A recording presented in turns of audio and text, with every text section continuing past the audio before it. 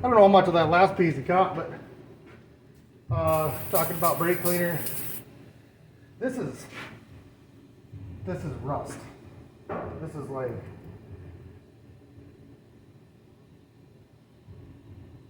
it's got to be, it's very red and runs. Not like a transmission fluid red, but like this rust. You know what I mean? It's got a weird feeling to it, weird tint. Maybe I'm just full of shit. And there's nothing wrong with it. And I should have just let it go, you know? But I didn't. Because I haven't done a torque flight in so long, I wanted to see what it was like. I forgot what these things look like, no matter how much TV I watch. Seems to be we got away from the 69 Camaro. Now it's all absolutely trash Mopars, like 5-liter Mustangs. We even got away from LS swaps. LS swaps used to be the thing. Now it's boo, boo.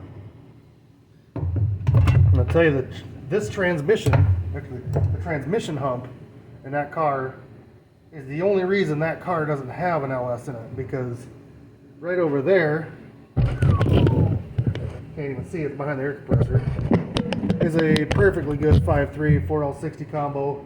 But the only reason it wouldn't fit is because the 4L60 is too big, and it was going to cause, I was going to have to cut up the transmission hump. And this floor is perfect. The floor in the car is perfect. So there was zero chance that I was going to go and start chopping that car up. That's what saved it. If this car had a crappy floor, that we wouldn't be doing this video. I'd be showing you a video of putting an LS in a C-body from the 60s. Promise you. But the car's too nice. Didn't have it in me. Didn't think it was worth it. It's still right there, so you never get too far from a 5.3.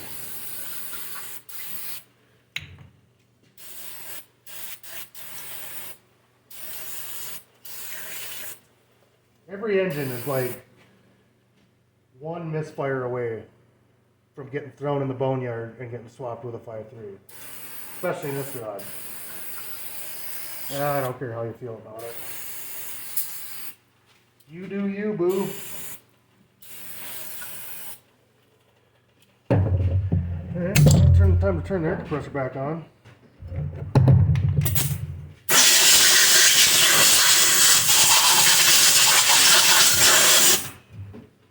I like to use them together. Right? It's like a brake clean pressure washer.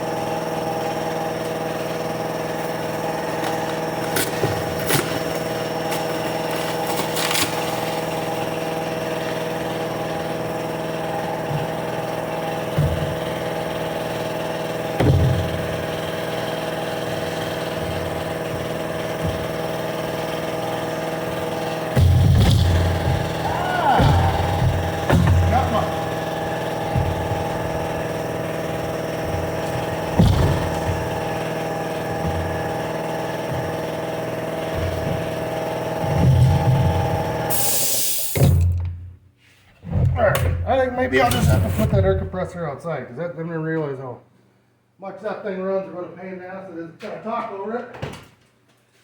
But we got, well, now you can't see jack shit. We got our valve body exposed. I can see some cool things, like I believe this must be like the parking pole. Keeps you from moving around when you don't want to be moving around. I'm gonna start taking that apart, but I want to organize like my pan bolts. Before I get going, I need to make sure that my pan bolts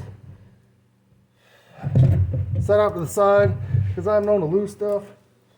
I'm not going to count them. I'm assuming, you know, whatever I have is going to be enough, because that's just how it works. I've got my tiny little screws for holding the filter on. Put that over there.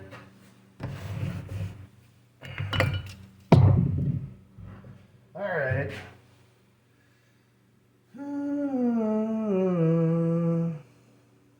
Now I've got, it's like 5/16 bolts and a bunch of Phillips screws.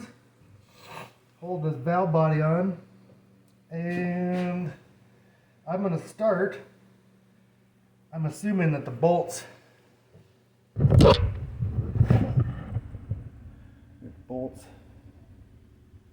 and then Phillips screws. I'm assuming it's the bolts, so. But hey, you never know. I might be wrong. And if that's the case, I'll know when I get to the last bolt and the valve body doesn't fall off. So that is a 7/16.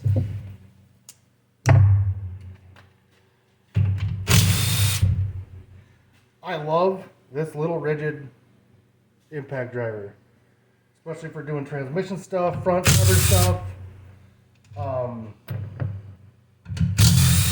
Like on LS motors, it's 18 whatever inch pounds, 20 inch pounds.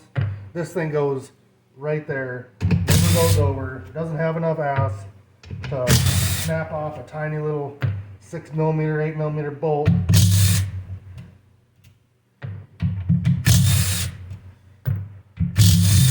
I've been a huge fan of them.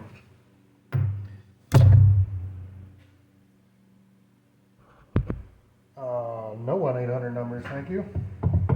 Now, it's bleeding again, so that's normal. Oh, I forgot to take my, ooh, bleeding, yeah, ooh. So, well, that tote's just going to be full of stuff, and it's going to be fun.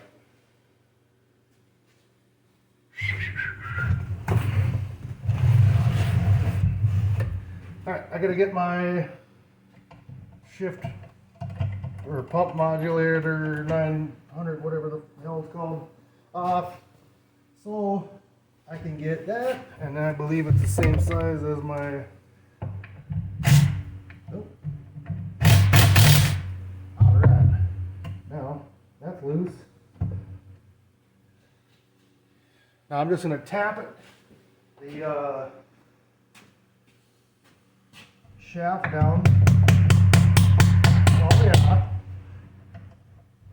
that worked pretty good.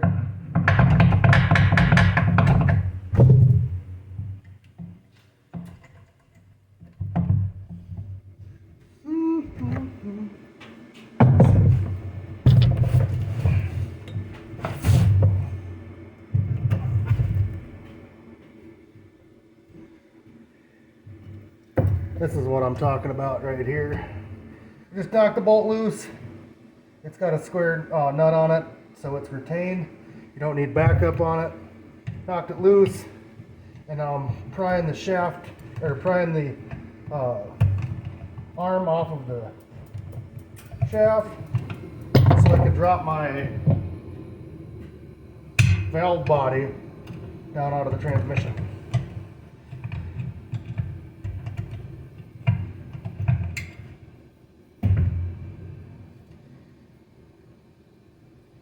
And I'm going to take all that off.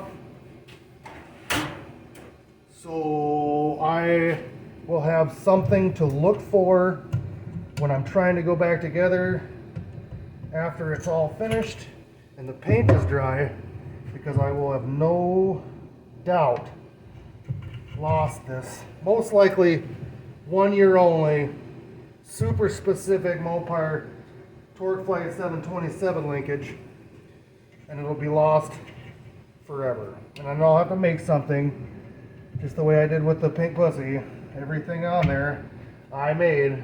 That's why it never works and it looks like shit.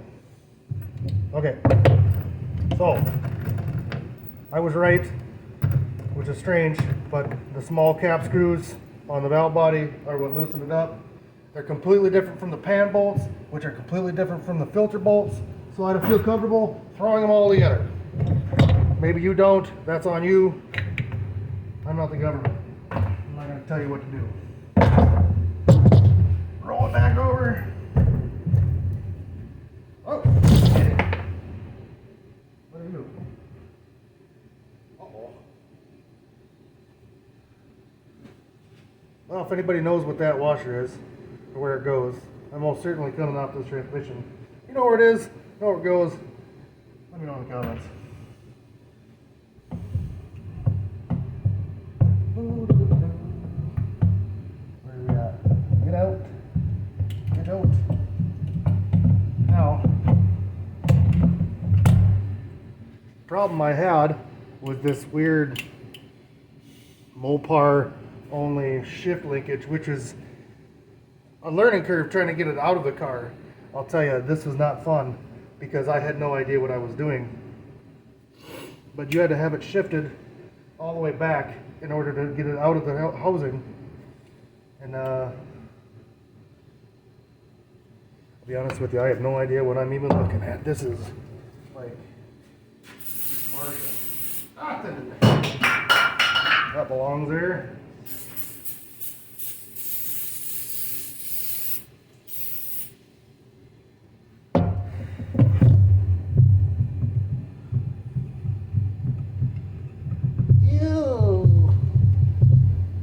Grab some more brake clean.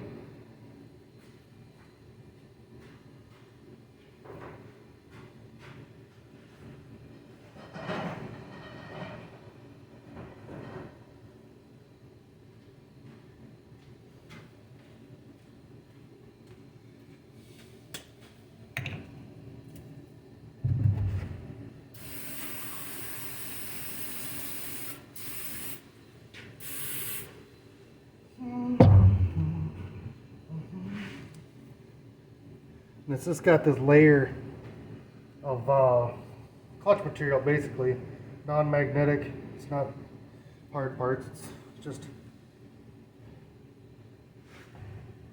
part of the deal.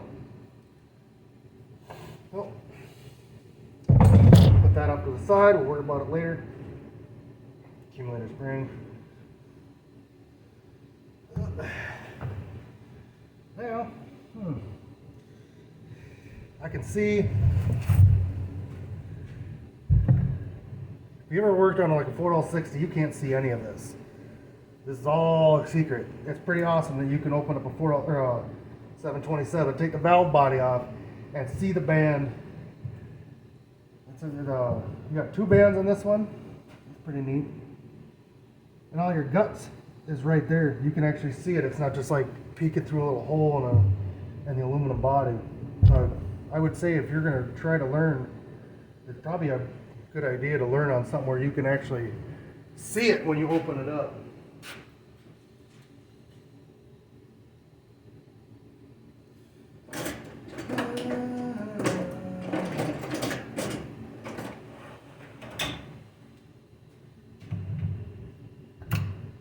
All right.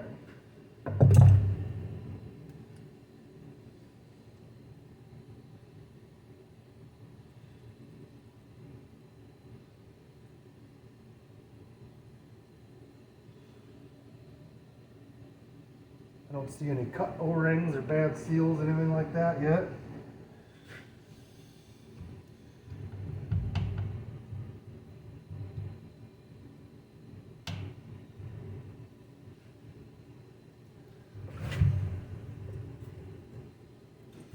So, that song's stuck in my head.